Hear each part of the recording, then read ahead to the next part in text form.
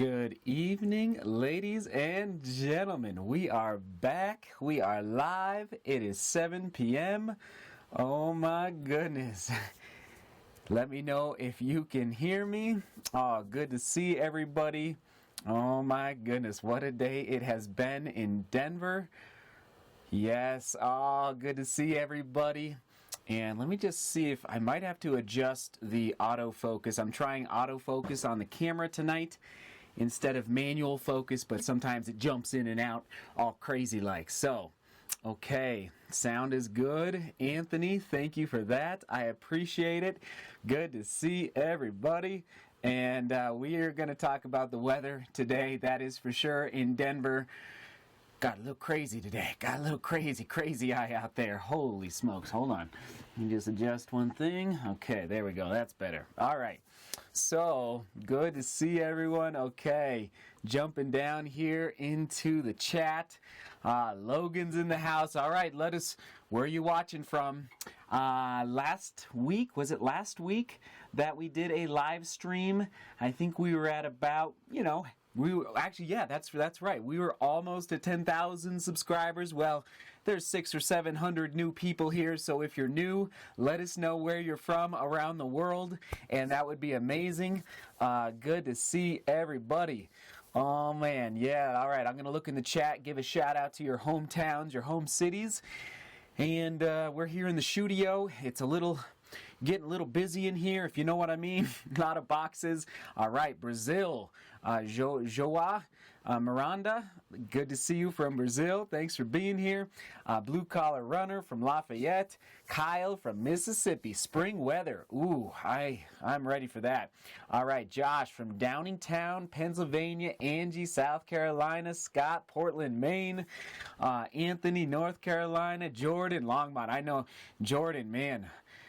It was a tough day to run, wasn't it? Steve, Montreal. Antoine from Quebec. Yes, love it. St. Paul, Minnesota. Anderson. There we go. Austin's from Virginia Beach. Hattiesburg, Mississippi. Oh, okay, nice. Okay. Wichita. And Daniel, oh yeah, Cincinnati, home of the Big Red Machine. You better believe it. Was that the 1970s, I believe, right? The Big Red Machine. Fullerton, California. Robert, oh man. Jorge, Anaheim, California. James from Tampa. And snowy Denver. That's right, running at altitude. Oh man, Norway, Hong Kong, Cheyenne, LA, Carmen, Manitoba. All right, so before we get going and rolling here, if you could, grab the link, spread it around. You know the drill. You know, if you want to share it to, LA is here, Jordan. All right, share it to your Facebook, your Twitter. You don't have to, but listen, we all have running friends, right? And who knows, maybe they've never been on the channel. Maybe they have never experienced the studio, so I'd appreciate it if you spread. Actually, I'm going to grab the link right now, and I'm going to tweet it out to and listen, Twitter is Twitter. Like, I don't love Twitter, but it serves its purposes. All right, live. There we go. I'm just tweeting it out. Perfect. All right, jumping back in here. So, thanks for being here. And how was everyone's run today? So, let's just dive into the weather right now. It's called, for everybody around the world, if you're not living in Colorado right now, it's called, there's a weather pattern called, as far as I know, called the bomb cyclone. Bomb cyclone. And what does that mean? Basically, the barometric pressure, I think, or basically the pressure that is, like, you have low pressure and high pressure weather systems. Well, we dropped 24 bars on the weather scale in the last 24 hours, which qualifies this storm as a bomb cyclone. So we got hit with wind, we got hit with snow. It was insane, but I got my 10 miles in, so let us know how your run was today. It was crazy. It was absolutely crazy. And you know what? I think I am going to jump into manual. There we go. But we survived, and it was crazy. Let's see. All right. So good to see everybody. Mitchell's here. Benjamin's here. Oh, man. Jordan. So cool to see everybody. 62 people tuning in. So I think we were running in about I was running in like 60 mile per hour wind gusts with snow and It was crazy. So, all right, moving along. And yeah, again, let us know how your runs were in the chat, and I'll do my best to monitor it. Cool. The Philippines is here. And yes, I bet it's nice in the Philippines right now, isn't it? It is nice down there. 9 miles this morning from Jorge. Kaylee hit the treadmill. That's good. Yeah, it was crazy, Andrew. Absolutely crazy. All right, jumping back over here real quick. So you probably see some boxes. Actually, I'm going to save this one for later in the live stream. Maybe, why not? Should we open a box to kick off this live stream? I'm just curious. Now listen, we're not, okay, well, I can't speak too quickly. Hold on, let me grab the knife here. And basically, this showed up today in the P.O. box.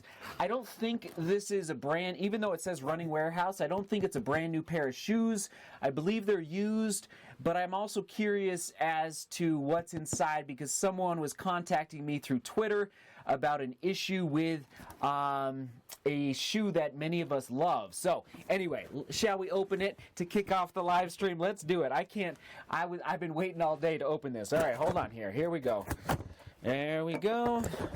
So, by the way, oh man. All right, here, oh, 70 people watching. Oh my goodness. Oh my goodness. There's a thank you note. Oh, it's always nice to get like a good old thank you note. I will read that in a little bit. And then here we go. It says New York 2017 on the box. This is intriguing here. Oh my my. Oh my my. What is this? It's a Skechers. It's a Skechers. But what Skechers is this? Skechers. Oh, very interesting. Is this the Meb shoe? I don't think it is. Anyway, this must be for the giveaway because this is way bigger than my foot. So, thank you. I think from Michigan, right? Michigan, thank you. I believe it was Thomas from Michigan. Thank you for sending these. So, again, we're not doing a giveaway tonight. Maybe a miniature one, but we're not going to give these away tonight. Need a little more time to, frankly, just to catch up from the last 2 giveaways. We're still working on shipping everything and getting the shoes out, but these look nice. And I know Skechers isn't really, they're still trying to make inroads into the running shoe market. And let me just make sure I'm in focus here. Yeah, so we're still good. So anyway, very cool. All right, I'm glad I opened those with you guys. Skechers and nice and lightweight. All right, let me put these back in here. Oh man. All right, good times in the studio. Hold on, where'd that other box go? Hold on. All right, so there we go. And we'll get to these in a little bit. Oh boy. Hold on. Let me just put those right there. So, moving on. And thanks for being here, for persevering through the weather. If you had to fight the weather to get here tonight, because it was crazy. All right, tonight, what are we going to talk about? We're going to talk about some track and field. And I'll keep monitoring the chat. And again, you guys all know the drill about the super chat. If you have a really pertinent question that you're just dying for me to answer, don't forget about the super chat. And so, we're going to talk about track. We're going to talk about the marathon, specifically the Boston Marathon, New York, London Marathon, because those 2 marathons are coming up. Does that sound good? And then, again, thank you for spreading the word about this live stream and about the channel. Holy smokes, it's amazing to find so many inspiring people out there on DeMoor Global Running, on throughout the YouTube landscape. Like, the running world is strong right now, absolutely strong. So, okay, moving on to some trivia. All right, I'm trying to continue to work on trivia. So if you like trivia, you're in the right spot. And if you're really smart with running history, I studied history in college, and so I really like a good bout of trivia. So here you go. First trivia question, and so what I do with these trivia questions is they try to basically get the wheels turning for all of you on the topics for the evening. So right now we're going to dive into some track and field trivia, and again, just to get the conversation going around tonight's topic. So, all right, here we go. Question number 1. And I'll keep monitoring the chat, so don't you worry. I'll keep jumping over. Kajelka of Ethiopia got within 0.01 of the world indoor mile record last month, just February, at this historical indoor track meet. What is the name of that indoor track meet? All right, I'm going to monitor the chat. Who will get it first? This was just February 2019, so very, very recently. So here we go. Okay, let's see who's going to get it. Kajelka of Ethiopia. Let's see here. Okay, I'm monitoring here. Does anybody know what track meet was it in? The indoor track meet. And Milrose Games, Connor. Crushed it, Connor. You got it. Connor was first. Jordan second. Scott third. Nice work. Okay, second question that just it goes right past. It builds off of the first question. So did you know that the Milrose Games, they're held at the Armory in Washington Heights, so the upper portion of Manhattan? But where were the Milrose Games held before 2011? All right, that's the second question. You got it? All right, good work. All right, I'm monitoring here. That's the second question. Good job, Scott, Robert, Thomas, Blue Collar Runner, Jordan. I love it. Good work. You guys were on it quick. Connor was first, though. All right, let's see here. Welcome, everybody. Suzanne is in the house. I just asked Suzanne, you would definitely have known the first trivia question. Let's see, where was before the Armory? Where were the Milrose Games held? I'm monitoring. Boom, Scott, Madison Square Garden. It was at Madison Square Garden for decades, just decades, the Milrose Games. Good work, Jordan, Joe, Scott, and nice work there. Okay, question number 3, and this is, well, I don't want to give too much away. I'm trying to phrase it the right way. Okay, when was the first college track meet held? And no Google. When was the first college track meet held? And bonus points if you know which universities competed. All right, that's the third question.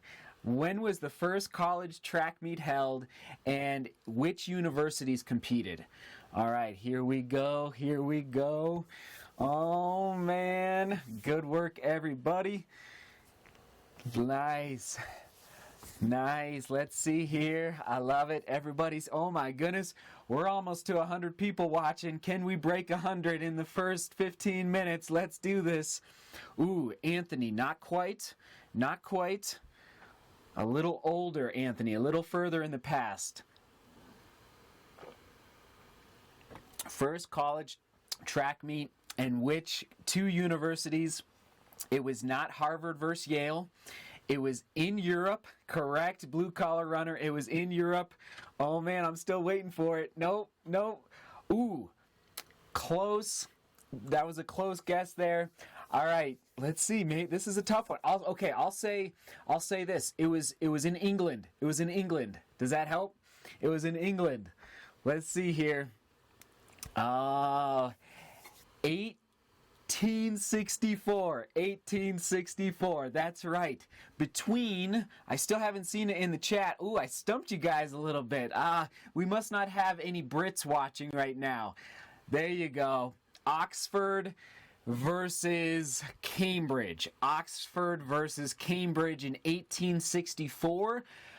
Based on my research, that was the first official college track meet ever held like around the world, which if you think about it, like we are in the many of us are in the United States, not everyone, but like that's right when the Civil War was coming to an end, right around. So it's just crazy to think like across the Atlantic, they were hosting a track meet, and like I love history, so it's just crazy to think that we were fighting a civil war here in the United States when they were having a track meet. So anyway, all right, good work. All right, shall we do one more trivia question for before diving into some track and field topics?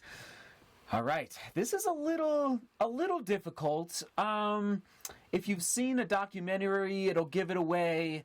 And if you're local in Colorado, you might have a little bit of a leg up. Anyway, we'll see. All right, in which town did Jim Ryan? So Jim Ryan was a miler, very famous American miler.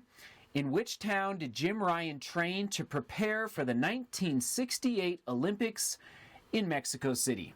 So he went to this town to train to get ready for the Mexico City Olympics in 1968. Let's see here. Monitoring. Good work, everybody. Good work. Gonna take a swig of water as you think it over. Not Boulder, Colorado. Not Boulder. Not Durango. Oh, this is a good one. Manitou Springs. That's a good guess, but no. So think about the elevation of Mexico City. I think Mexico City is about 7,500 feet. I think some spots maybe it gets closer to 8,000. Colorado Springs, Boulder, Flagstaff, Orlando. Not quite. I might have to help out here. So, believe it or not, I'll help you out here. This is a little obscure, and I'll connect this into some other things as well. Breckenridge, all right. So, in cross country, in the NCAA, Leadville, nope. Estes Park, nope. So, in the NCAA, you've got the University of Colorado, you've got Stanford, you've got Oklahoma State, as far as powerhouse collegiate cross-country teams, Division I. But then Division II, so you got Division I, and then Division II, you've got some really, really stout, Division II cross-country programs. You've got the School of Mines in Golden, Colorado, you've got Western State in Gunnison, Colorado, and then you've got Adams State in Alamosa, Colorado. So, Alamosa, Colorado is right about 8,000 feet. I think it's just slightly below, and it's flat as a pancake. Great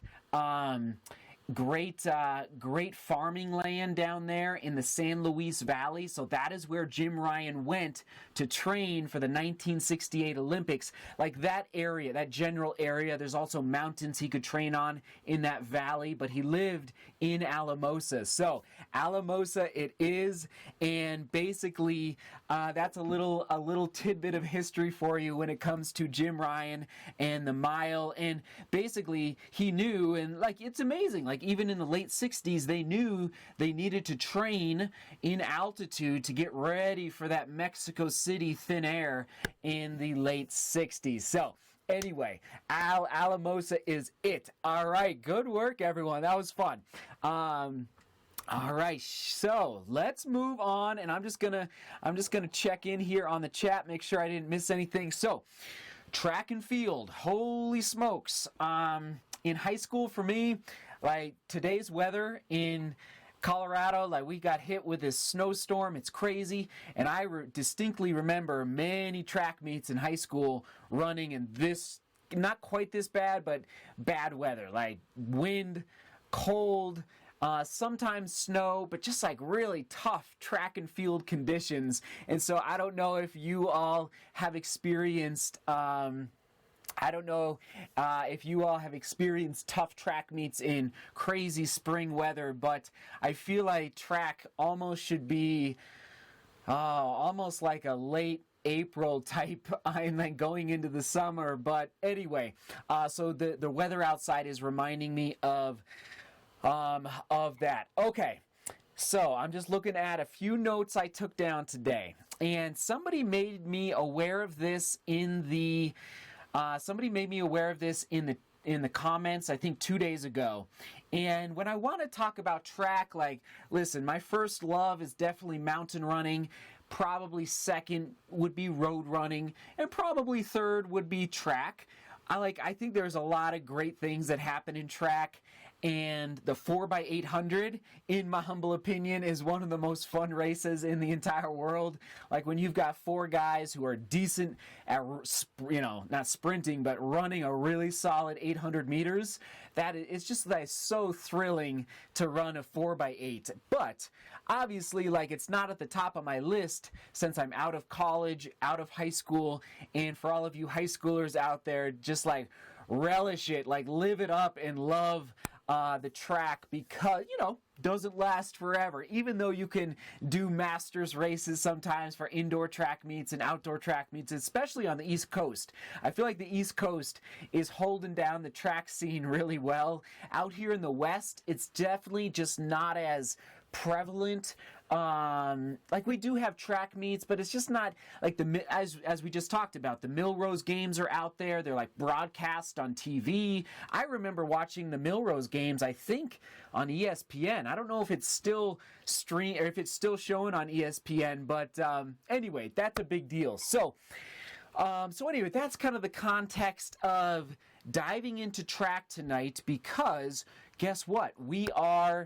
It's track season. Track is kicking up for a lot of high schoolers out there, college students, and we're just kind of finishing up the indoor track season. So I'm going to read something here, and I want to make sure I wrote it down pretty well. And actually I did pull up, so did you know, and I'm going to jump into the chat here in a minute, and don't be afraid to ask your questions over there. Basically, did you hear that? So the Tokyo Olympics 2020, so basically 18 months from now, the standards to qualify for the Tokyo Olympics just got quite a bit more difficult. Now, from what I've read, and this just happened in the last couple of days, basically the times to qualify dropped pretty significantly compared to the Rio Olympics in 2016. And let me know in the chat if you heard about this in the news. It was a pretty big deal on FlowTrack, on where else did I see it? I saw it on Let's Run. I saw Haile Gebrselassie, who the famous Ethiopian runner. He was interviewed by Reuters about this, and so basically, let me just read something real quick here. Just a short little paragraph. In the marathon, the qualifying standard for the 2016 Olympics in Rio was 2:19 for the men and 2:45 for the women. For the 2020 Olympics, those marks have dropped to 2:11:30 for the men and 2:29:30 for the ladies, respectively. This dramatic change reflects the fact that the upcoming Olympic marathon fields have been reduced to 80 runners, roughly half the field in Rio. Meanwhile, in the 5K, the standards went from 13:25 for the men and 15:20 for the ladies, down to 13:13 for the men and 15:10 for the ladies. And I'm just going to pull up a screenshot here of a couple other, all of the time, it just got more difficult. Let me just pull up one more. Let's throw out the 10K. Yeah, now the 10K for the men is 27:28, and for the ladies 31:25. So we're talking about and over 100 people watching. Welcome everybody, and thank you to Luke for the super chat just for reviewing Adidas today. No problem, Luke. Thank you for that super chat, $2. I appreciate it. So jumping back in, basically, it's going to be pretty it's going to be, actually somebody sent me a message on Facebook, I think, For those that don't know, I am striving to see how fast I can run in the marathon this year. I think I can do well. Can I qualify for the Olympic trials in the United States? I'm not exactly sure, but we're gonna give it a go. I mean, it's 2:19, sub 2:19, and then this guy sent me the message about the 2:11:30, and that's like just on another planet of speed, and it's simply amazing. So, any thoughts about this drop? I'm gonna jump into the chat here if you have any questions. Let's see here. Owen just makes a comment. They definitely need to have easier standards because it allows those coming up to have a chance and makes it more interesting races if more unknowns are able to challenge for titles. Owen, that's an interesting thought. So, yeah, basically, so the window to qualify is 2 months longer compared to the Rio Olympics, and so they're saying like that you have more chances to qualify, so they're kind of walking the line there. And then also the IAAF, which helps the IAAF basically creates these standards, and so I don't know, Owen. I mean, I think, like for example, a smaller country that doesn't have a lot of marathon experience, like let's just grab one like Bolivia, or I don't know, like a country like the Congo, or I don't know, just a country that you wouldn't typically see in the Olympics. Yeah, it does kind of make it very difficult if you don't have a ton of experience in those distances. So, Kaylee, do I have a good link to the standards? Oh, goodness. Kaylee, I will try and find one. I don't think I can find it right now. I actually found it on Twitter. So I don't know if that helps, if you have Twitter or not. If you don't, I will try to post it down in the description here after the live stream. So let's just see here. I know I missed a couple. Sean says the new standards are not so good. 2:11:30 is so fast that only one American RUP has ever done that in the last 3 years. It's also faster than the national record for some even larger countries like India. Whoa, that's crazy. So there's also, I should qualify and say, there are other ways to qualify for the Olympics, and let me just pull up.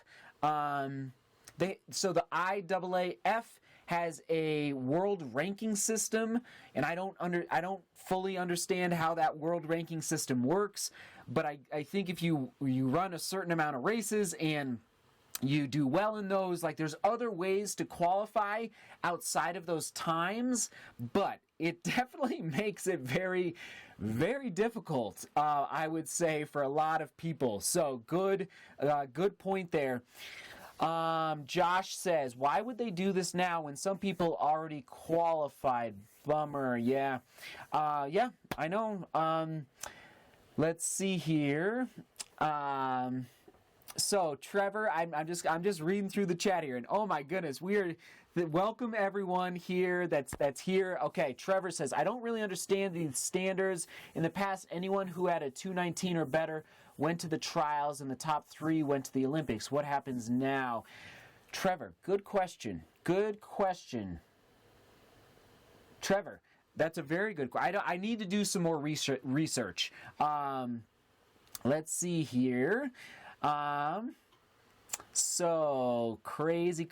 Okay, so a lot of good chatter happening. I can't monitor all of it, but Paraguay's national record in the marathon is 2:13. Nice. Very interesting.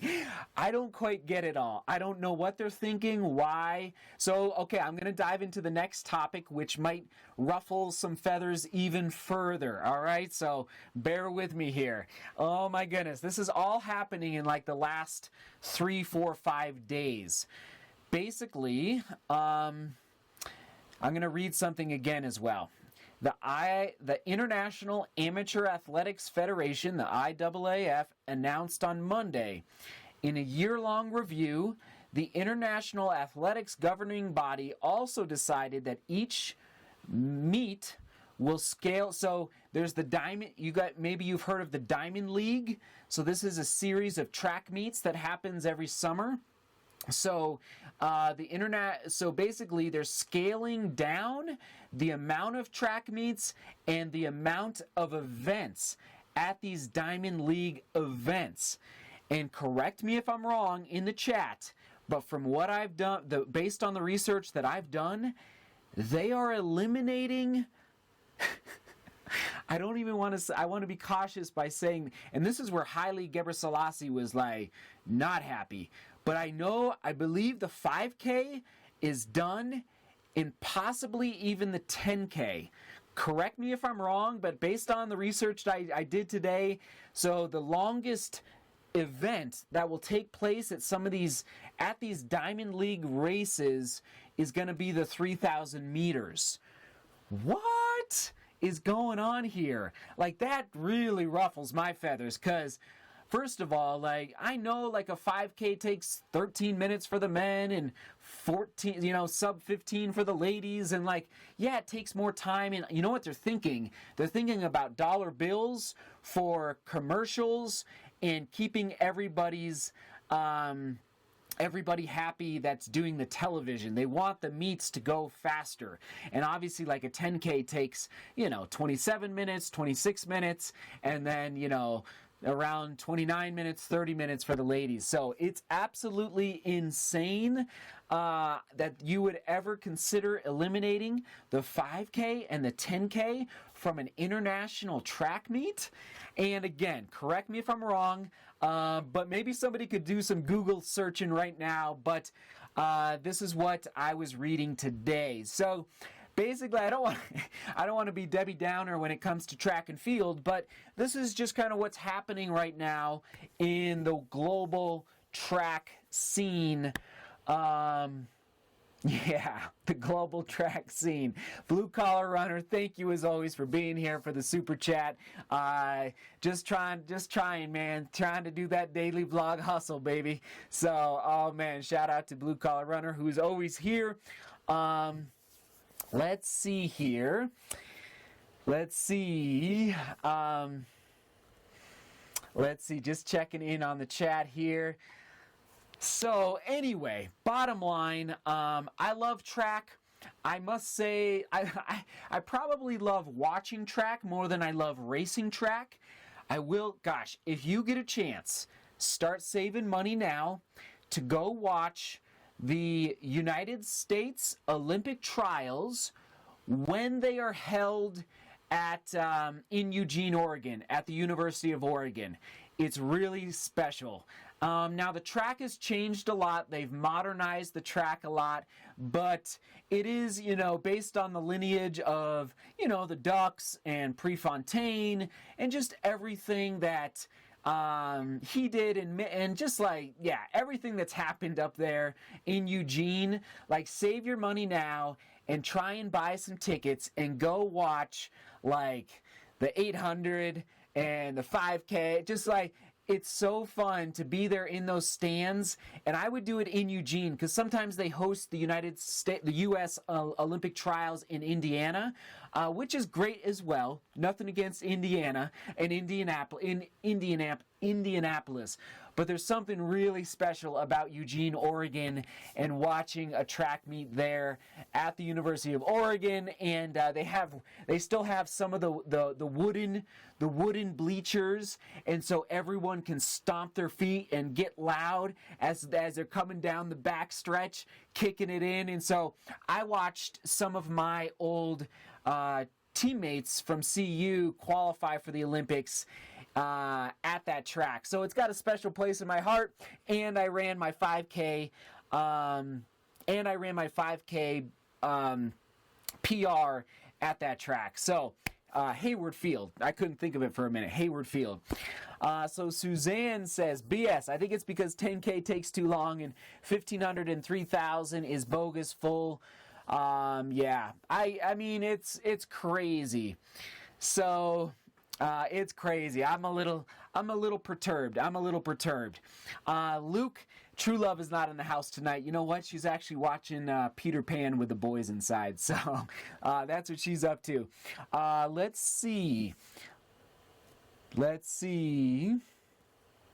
Anthony asked, what was that 5K PR? It was a 14:46, which I'm pretty proud of. I'm proud of that considering where I was in high school and what I was able to get down to.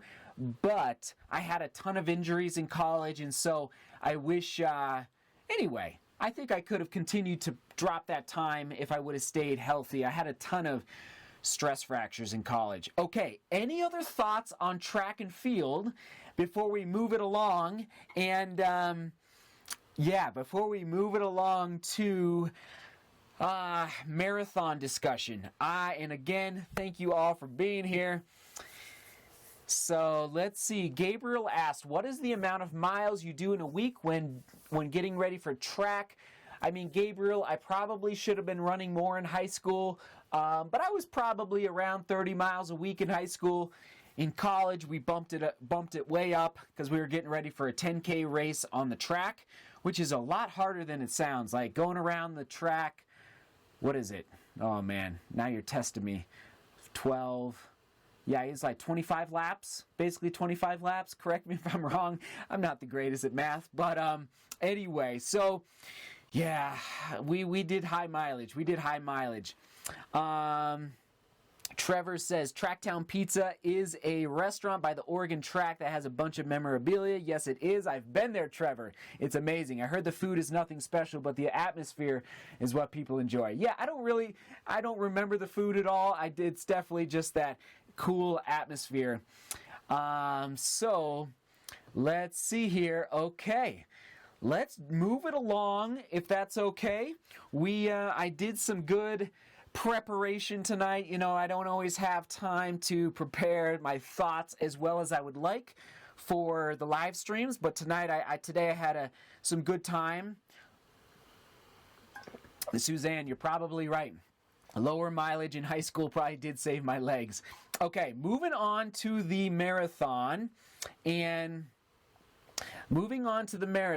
So, here we go. As you can probably imagine, and actually let me know in the chat right now if you are training for a marathon right now. Whether it's in the next 3 months, maybe you're already prepping for like a late summer marathon, or who knows, like you having the back of your mind.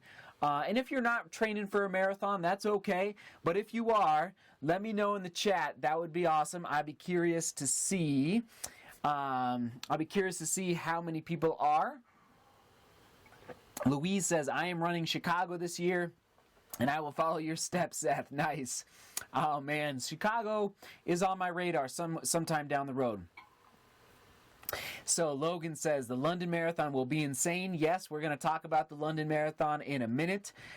Anthony's running Boston. Fred says, it's not the years, it's the mileage. Fred, good to see you. Fred is a long-time viewer of the vlog. Fred, it's so good to have you here. Oh, man. Chicago, nice. Lubbock Marathon, cool. Grandma's, nice. I was trying to get into Grandma's, Tom. That's awesome. Chicago, Boston. A trail marathon, nice. If you don't mind, let us know which one that is. Running at altitude, I'd be curious, since I'm a trail runner attempting to convert into the roads for a little bit here. Fargo Marathon, nice. I've heard good things about the Fargo Marathon. Chris, and Boston for Kaylee. Scott, oh man, Super Chat just came in. All right, oh my goodness. Yes, Suzanne, that is correct. I do need to hone in on my nutrition for the marathon. Beat Elite. That's amazing. Thank you so much. I won't go down that road quite yet. Best advice, Conrad asked, best advice for an 800-meter runner transitioning to a half marathon. Conrad, I will come back to that in a minute. So, Newport, Rhode Island for Scott. Awesome. Okay, here we go. Moving on to some thoughts about the Boston. So I'm getting ready for Cleveland in May. But so it's just, listen, I don't have them out here in the shoot up. I have old VHS tapes from like 2002, 2003, when I used to record the New York City Marathon like on VHS tapes. They're inside right now. And I drifted away a little bit from following the marathon as a sport.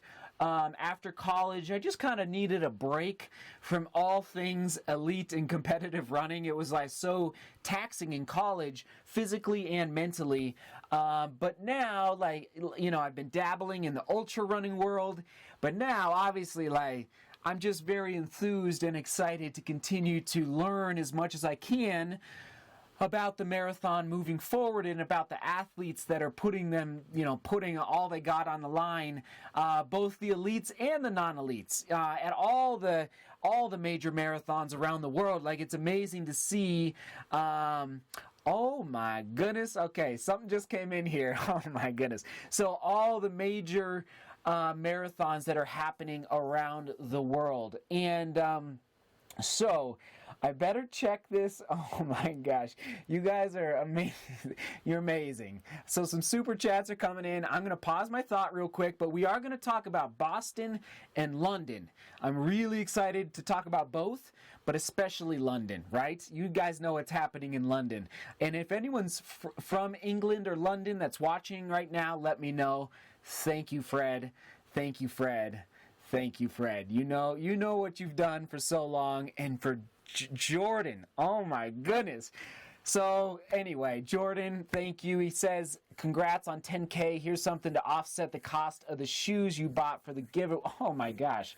Jordan, okay. Thank you. Wow. That's inspiring. And listen, I won't say the amount. You all maybe can see it. I'm not even sure. It's a large amount. Thank you, Jordan. That really does help. And listen, we gave away 4 pairs of running shoes on Monday night. Actually 5, because I'm buying 4 shoes for people in gratitude and thanksgiving for reaching 10,000. Thank you for helping us get here.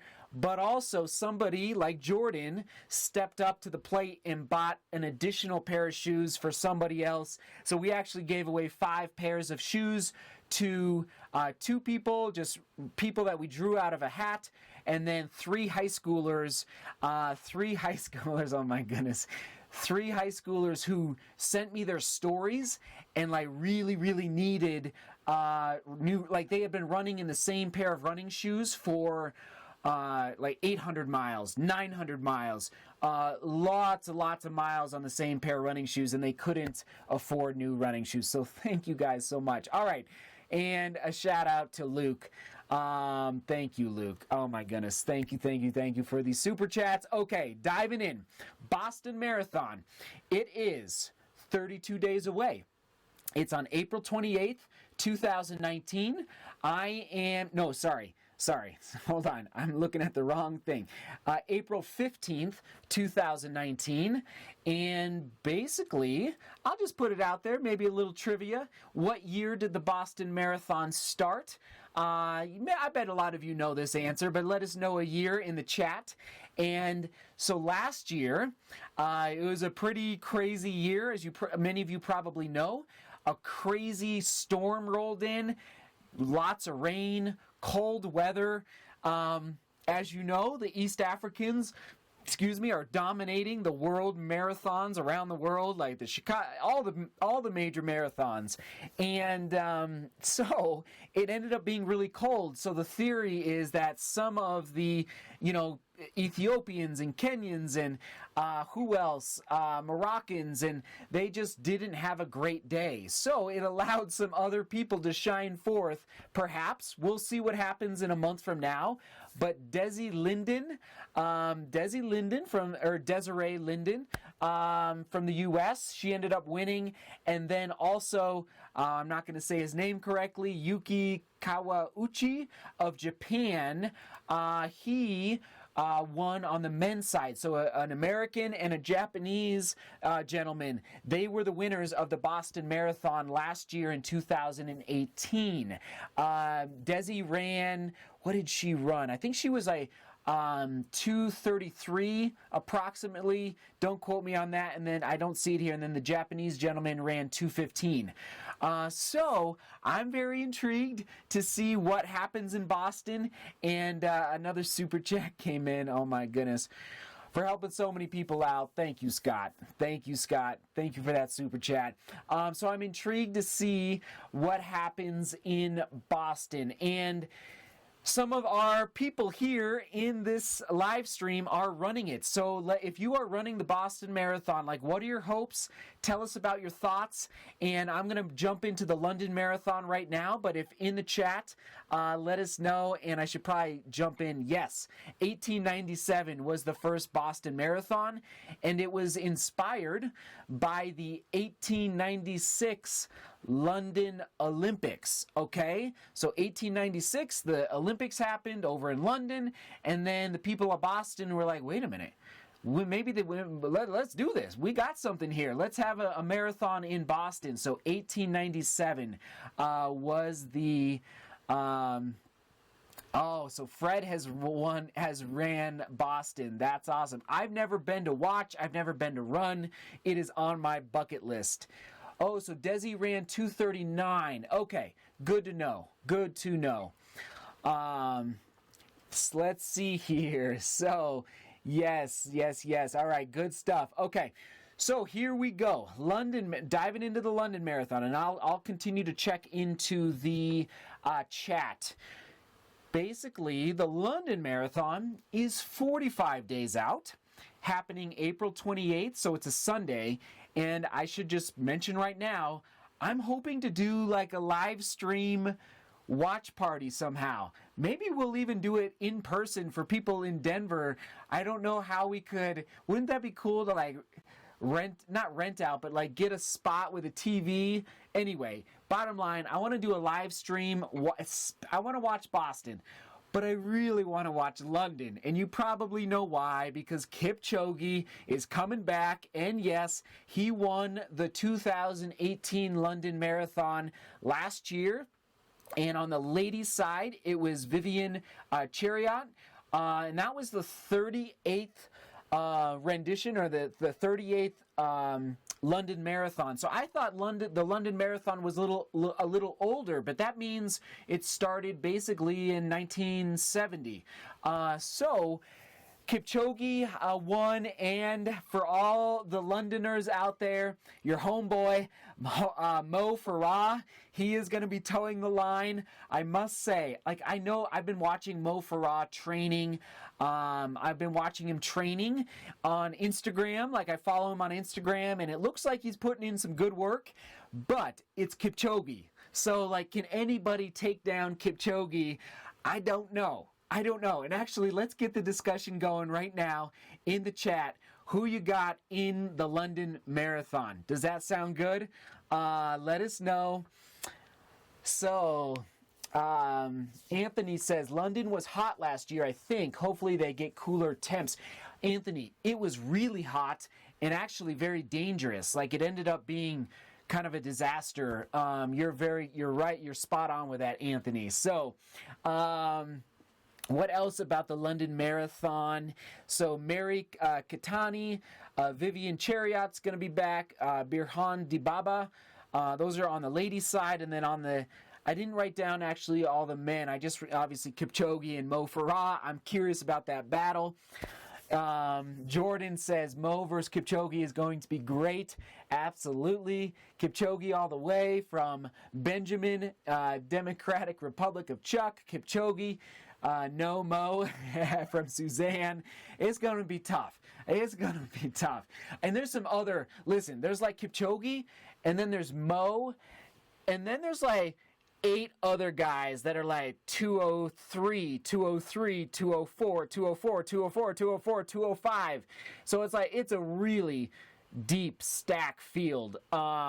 Anyway, it's going to be fascinating to tune in. Let's see here.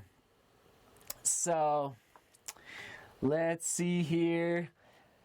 Yes, Connor, you are correct. Kipchoge, it seems like he does kind of have superhuman powers, and I'll just make and I'm sure many of you have already watched the documentary on the sub 2 hour effort or challenge by Nike where they tried to send some athletes under the 2-hour mark for the marathon. If you haven't seen it, it's done by National Geographic, and it's very well done.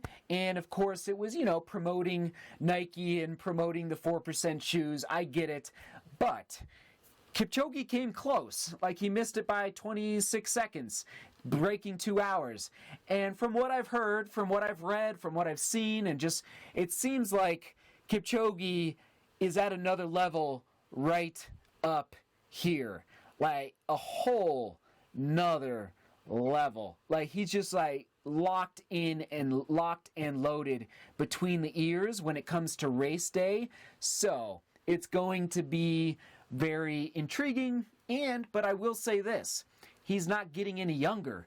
I think he's my age, if not a little older. And if somebody knows, is he 34? I think he's 34, which I've heard 30 to 34 is the kind of the nice window. So anyway, that's crazy. Okay, any other questions about marathon racing coming up? With Boston, with London, let me know in the chat. I will answer your questions about marathon racing, and then we'll open it up to a live Q&A. But let's first wrap up the marathon, if that's cool. Yes, the documentary is on YouTube. Absolutely, it's like an hour, maybe 55 minutes. It's really good. It's very good. He's 34 now. Yeah, I think. Thank you, Pat and Benjamin. I think you are spot on with that. So, time waits for no man, as my uncle always says. Like, time moves along, but I bet he's still gonna be. He's gonna be the favorite to win it. What is the documentary called? Sub 2? I actually don't know. Sub 2 hour? Sub 2? I think it's something like that. If somebody knows, let us know. Yes, time waits for no man or woman. That's absolutely correct. Fred says, most important marathon workout, ? 16 miles at race pace? Fred, I like that approach. Absolutely. So, Fred, you can answer this better than I can because I'm getting ready for my first marathon. But I would say I love tempo and threshold. I'm not afraid to obviously do intervals and hitting the track. Like, I think that's important as well. But there's nothing like a good, solid threshold run where you're flirting that line of going into anaerobic, but not too far, definitely not pushing through. And then, holding it for, 16, I love your approach. Like, 16 miles is basically what it's like seriously, it's like you're reading my mind, because I'm doing 3, 6, 9, 12, and then 15 basically for my approach to the marathon as far as a hard tempo run. So anyway, good thoughts there, Fred. I appreciate it. Breaking 2 is the name of it. Okay, good one. Thank you, everybody. So yeah, James, I am hoping to break 2:19. I don't know. James, it's a little bit of a dream, but like, I did run 1:11 solo at altitude last year, off of like 50 miles a week, so who knows? We're just going to give it a go. We're going to do our best and see what we can do. Okay, any other questions about... Anthony asks, anyone know how to watch London Marathon in the United States? I'm very interested. I'm guessing, Anthony, I'm probably going to pay for it. I'm guessing we're going to have to pay for it and stream it on our computer. Is going to be my guess. But if anybody knows, let me know. That would be amazing.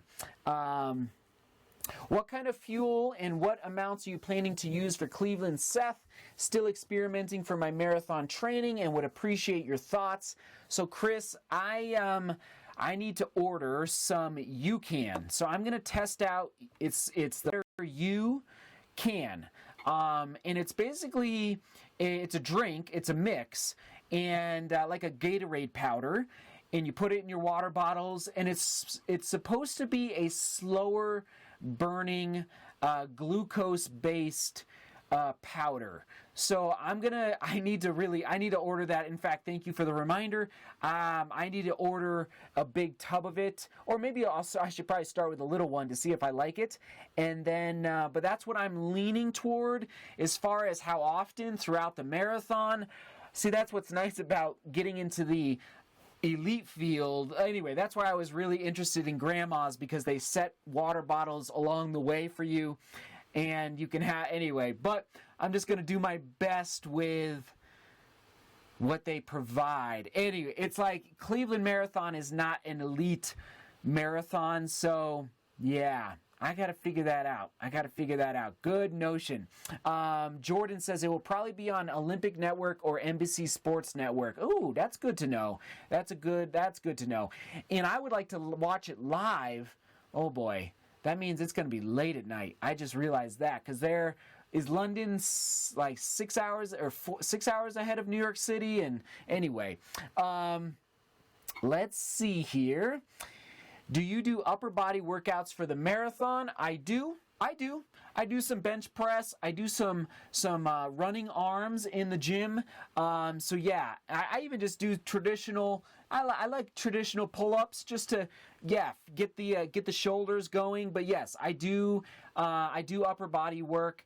Definitely not as much as core and lower body, but good question. And I'm actually going into the gym tomorrow, so who knows? Maybe I'll film some of the upper body work tomorrow for you. Good question from Fade Dreams 97.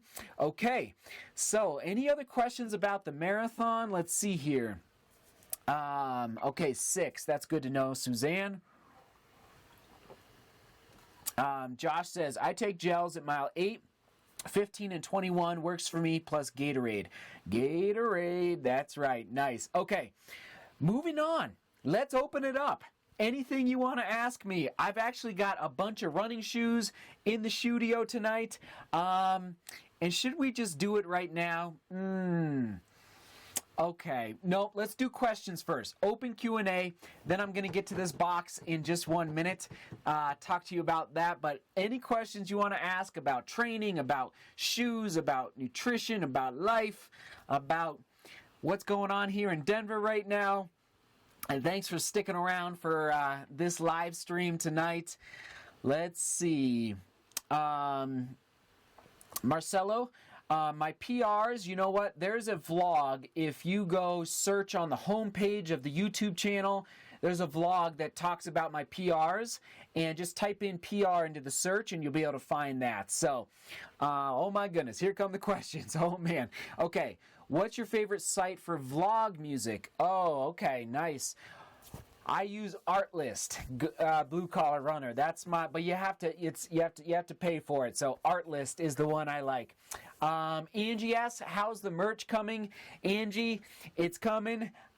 It's coming. I just am running out of time is the bottom line. So thank you for continuing to remind me. It's just kind of rough trying to find time with everything. At some point, I know I'm going to need some help. But what shoes do you plan on using for Boston? So I'm actually not racing Boston and Tom, but I am trying to figure out the shoe that I'm going to wear. We've got these two right here. Oh my goodness, wasn't that? I had a good time taking the Audi Zero Adios 4s out yesterday before the snowstorm for 20 miles. And yeah. I think probably many of you already saw that, my thoughts on that shoe. I'll just put it up there for a minute. Okay, so let's see here. Richard asks, which Colorado 14er would you recommend as someone's first? Richard, I would do, Mount Bierstadt or Gray's Peak. Mount Bierstadt or Gray's Peak for your first 14er. Both are beautiful. Both are pretty easy to hike. Mount Bierstadt is, I think, 4 miles round trip, or like 4.5 miles. No, maybe it's 5. Okay, maybe it's 5 miles round trip, so it's not a big hike. Good question. Let's see here. Oh my goodness, I'm just seeing those super chats, and again, Jordan and Luke and everybody else, thank you for those super chats. Okay, I'm trying to hear. So Fred says, when is the SJD run camp in Colorado, right? Fred, you know what's crazy is I've actually thought about, like basically guiding mountain runs. So not really a camp, but just like guiding people on mountain runs. I don't know. Let me know what you think about that idea. Like if people wanted to come to Colorado, or even just people in Denver that don't know how to quite get into the mountains and do trail running and like packing food and water. And anyway, it has crossed my mind, Fred. All right, good one. All right. How do you keep yourself focused on long runs? Oh man, Democratic Republic of Chuck. I often tell myself that if I want to have fun on race day, I mean, this is one thing I do, but I say to myself, if I want to have fun on race day, I know that I need to be here right now doing this long run. And like, I love to have fun on race day. I love to be as fit as possible and just rock and roll. But I know it's like race day can be kind of abysmal if you don't put in the work. So that's like one thing I tell myself. Hopefully that helps answer a little bit. Let's see. And Alex, I believe, is in the house. Welcome, Alex. Good job getting out in the goggles today. Will you run Boston in 2020? I'd like to run Boston or New York. Or both, because spring and fall, right? Hey, so let's do both. I think Boston and New York for sure.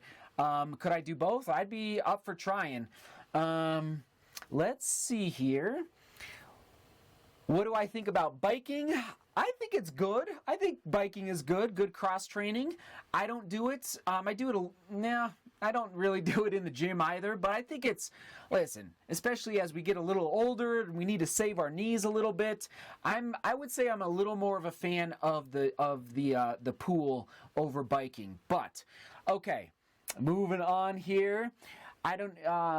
How important is it lifting for the 800 and 1600, and if so, what body areas should I be hitting? That is from Donovan. Another lifting and gym question. For the 800 and 1600, I think lifting is absolutely critical, and I think almost even just as critical are explosive plyometrics. So and then putting on a weight vest. I don't know how old you are, Donovan, but eventually doing it with a weight vest and doing jumps and explosive exercises, absolutely important, Donovan. So, good question.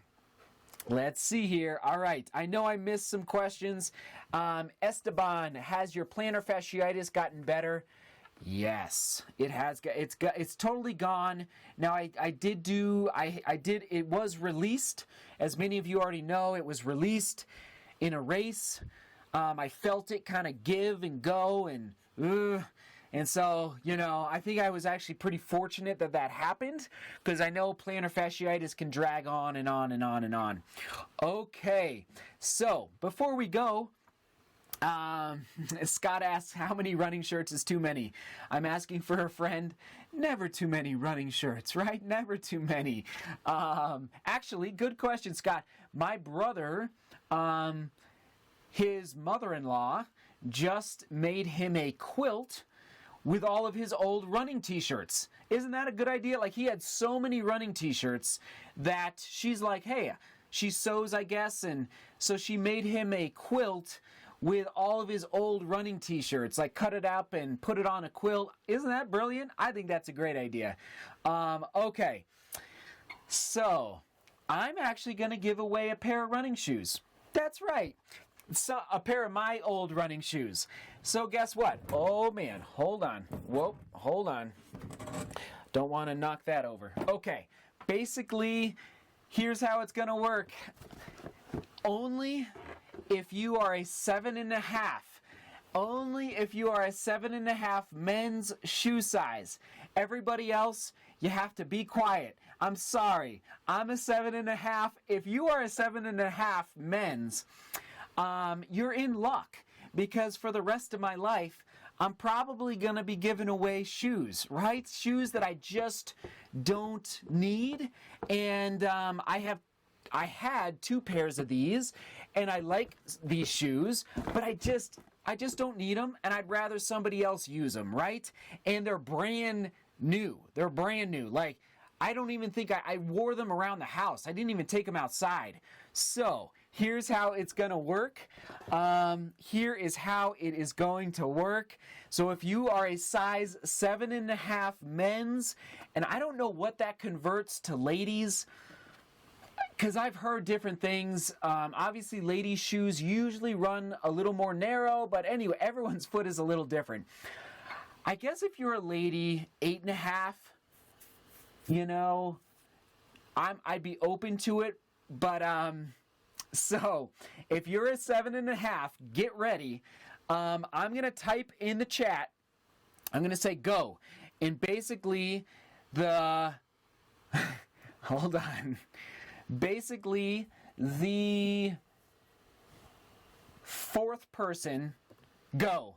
The 4th person to put their name with 7.5 gets the shoes. Name 7.5 gets the shoes. Okay? Name 7.5 gets the shoes.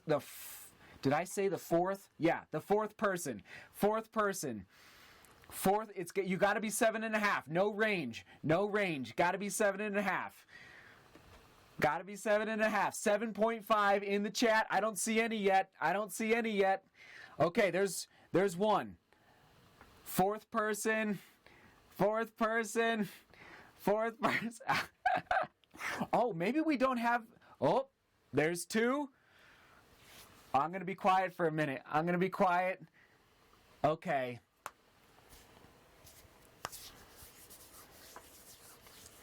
Let's see. Oh, okay, next one. No. Marcelo, you were the 4th, because we can't do repeats. Sorry if I didn't qualify that. Marcelo, you win. Because it was Ideal. Sorry, it was Ideal, Ollie, and then it was Ideal, Ollie, and then it was hold on. And then Habatamu. Sorry if I'm not saying your names correctly. That was fun. Okay, Marcelo, you are 7.5. And listen, that was just like something I came up with like 10 minutes ago. So these are on Cloud shoes, and I will mail. And so here's the deal. Marcelo, you got to email me your mailing address. I will drop these in the mail for you tomorrow. They're on Cloud shoes. They'll do the trick for, I'd say 200 miles. You could easily get out of them. I like the shoe, and, it's a good shoe. It'll do the trick for a little bit, okay? So thank you guys for all that. I know that was a little crazy. So nice. Okay. So, I love you guys. If you don't have any other questions, I think we'll wrap it up here in a minute. But if you do, shoot any other question that comes in, I will answer. And so cool. But Marcelo, again, you just got to email me your mailing address, and I will send those out to you tomorrow. All right? So Marcelo, it is, let's see. All right, I'll post it here. I'll post it here. Cause I love you. Sometimes I put my email out and it gets a little crazy in the inbox, if you know what I mean. So Mechanical asks, what are those Nike half tights you always wear? Mechanical, basically, I got those half tights for free in college. Like they gave them to us. I have no clue what the model is. I apologize. Let's see. Pat asks, how many pairs of shoes do I have? I don't know. Including the used old ones that are kick-arounds. I don't know. Probably like 25. I know it's a lot. Esteban asked, Esteban, I already answered this. Yes, plantar fasciitis is good to go. It's all gone. Chris asked, do you ever get a haircut to help prepare mentally for a fast race? Chris, absolutely. You want to know something else weird that I do? And some of you, this is actually a tip of the day. I cut my fingernails And and I cut my toenails, but cut your toenails like 2 weeks before, because you don't want to mess up your toenails the night before the race and get like a nasty, like that could be really bad, turn into a blister. But I do take care, you got to take care of your feet. Runners, we got to take care of our feet. So that is that's a little trivia for you for down the road about how I get ready for a race, but do it 2 weeks before. So anyway, not to go into too much detail, but so your toenail can grow back a little bit. So this is so cool. So cool. Thanks for being here, everybody. Let's see. Okay. Thanks, Fred. I appreciate you being here. Justin asked, can you quickly explain how to run intervals? Oh, boy. And Suzanne, I'll get to your question as well. Let's see. How to run intervals. So, Justin, I must say, I usually prefer to jog in between the intervals, like really, really slow. So if I'm doing 1K repeats, I don't like to stop. Like some coaches have the athletes stop. I prefer to jog around, if it's a minute or 2 minutes, and just to keep the legs moving a little bit. But I realize some coaches want like complete recovery.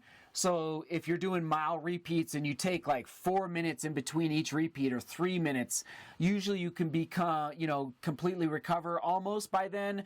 Anyway, that's what I do. I like to keep moving a little bit. Anyway, that's a tough question to answer But good, email me if you have any other questions about interval training. Suzanne, when is my next race? So Suzanne, you're going to be proud of me. So I'm going to be doing a 5K, a 10K, and a 10-miler before the marathon.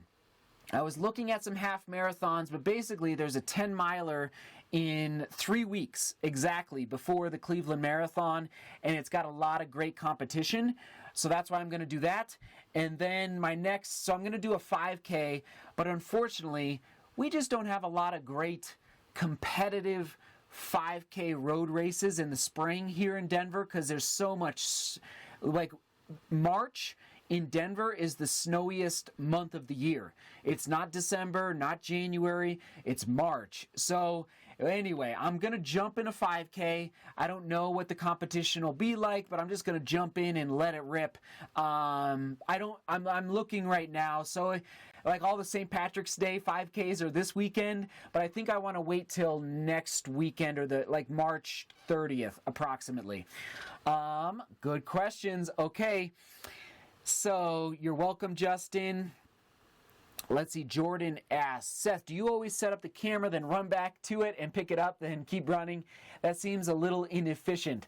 So, Jordan, I have a couple tricks that I do when it comes to filming the runs, and it also depends on the day. I'll tell you what I did. Yes, today's vlog, did you see it? Let's see, what was it about? Yeah, it was about the throttle, and it was about opening up the throttle a little bit in these guys. So basically, Jordan, I did 20 miles, and then after the run, I went back and filmed the shots, okay, with the big camera. So it was I didn't. Does that make sense? So there's ways to get creative to create the daily vlog. Anyway, thank you, Suzanne, for being proud. Okay, anything else that I missed here? Oh, thanks everybody for being here. I know that was a great live stream, and I just had a great time talking about track, talking about the marathons, and thank you all again for the super chats. Helps a ton. Absolutely inspiring. We're going to keep giving shoes away over time. We'll do another shoe giveaway soon, probably not next week, but soon. And let's see here. Let's see. So, Greg, I will answer one more question. Greg, he asks, injured college junior, been out of the game since last June, have been getting down and antsy about my time in the NCAA running out. Any tips on staying motivated through long-term injuries? Oh, so sorry, Greg. I literally lived that when I was at CU. What you just said there. I mean, Greg, I must say, like, for cross country, what kept me motivated was, competing for the team, trying to help the team. That helped me a lot. Greg, I'll just put it out there. I kind of wish I would have taken post-collegiate running a little more seriously. I took like 4 or 5 years of just chilling out, meaning like I think I could have.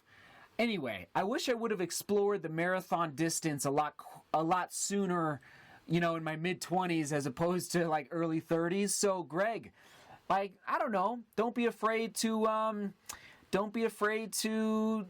keep the long-term game plan at the, in your mind. Like, yeah, collegiate, it's like you want to do well in college, but also don't forget, like, there's still a lot of running after college is what I'm trying to say. I'm sorry you're injured, and so hopefully that helps a little bit. All right, love you guys. You're the best. Thanks for being here. Thanks for watching. Signing off in the studio, and seek beauty, work hard, and love each other. And I don't know how to turn this thing off. I love you guys. Thank you for being here. Seriously. All right, I just got to find. I'm in the main YouTube page here. Hold on. La da da da. This is it. All right, got to go to the live control room. You're the best. And this is what happens when I'm done recording for the day. I just start talking to myself. All right. See ya.